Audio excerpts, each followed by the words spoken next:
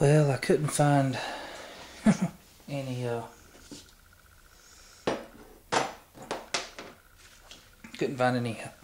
zip ties real quick. I should have had stuff laid out a little bit better, but we're going to know a little better on that. Actually, I took one of these, like a bongo ball, bungee ball thing, wrapped it around there and hold it together. And we'll let that cure out.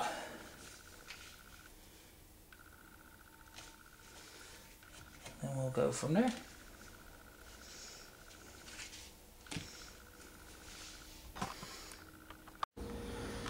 Alright, basically what we're going to do, I don't know if let me make sure I got this in camera view.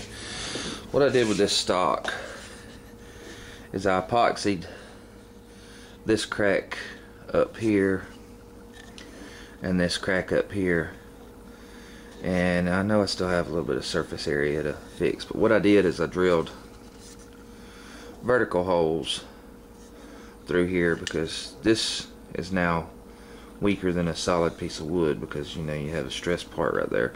So what I did is I took a drill and just did some vertical holes straight through here, if you can see, like this basically. And what I'm going to do is I took this regular wire hanger and I'm going to cut it up and just use little pins to fill in the various different places. So when I hold it together, and what I'm going to do is I'm going to actually cut them a little bit shorter, probably, you know, like so. So when they're on the inside, the holes will be covered over with the epoxy, and, you know, we can sand it down, blend it down when you won't be able to see it. And a lot of times you would use larger pins than this. A lot of times you can buy the steel or the brass pins from Brownells or whatever. But if you look, this is a real thin piece of wood that we got, so we don't have a whole lot of real estate to work with. I had bought some jeweler's pins that I was going to try, but I was going to have to put about 4 of them in here to fill this hole up. And I got to looking, and this wire hanger is about the perfect size.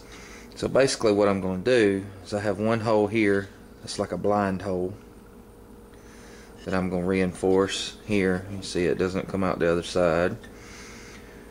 And I have another one here that's a blind hole. You can see I can't put that one in that deep. It's going to have to go about like so. And all I'm doing is where I have had the original stress to where the wood had split. You know, we epoxied this up, but we want to strengthen this up. And then all down through here on the stock, I got one here that I did a vertical hole through. And the good thing about this wood is you could use a really small drill bit and take your time, and you can actually put your finger on the side of it. And if you feel the wood getting real hot, you know that it's just about fixing to cut through, so you'll know you need a smaller diameter drill bit. But I think I did a pretty decent job on that, getting them centered into staying into the wood where I can actually put the this one's a blind hole, it doesn't have it through here, where this will put a little bit of cross section strength so this piece should never break back off.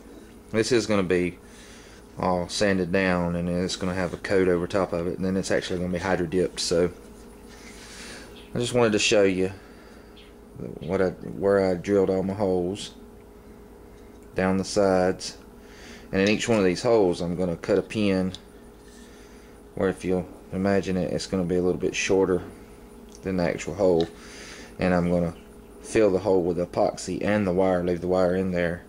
And then if you're using wood, you can just run them in like so, compress it down with the epoxy and let it dry, and then take a Dremel tool and just zip them off. And but what I want to do is I want to have them about just a little shy of the hole in, and then we'll just cover it in with epoxy and you won't be able to see it. But that's the goal. I'm just going to take this wire, cut it up, and make my pins.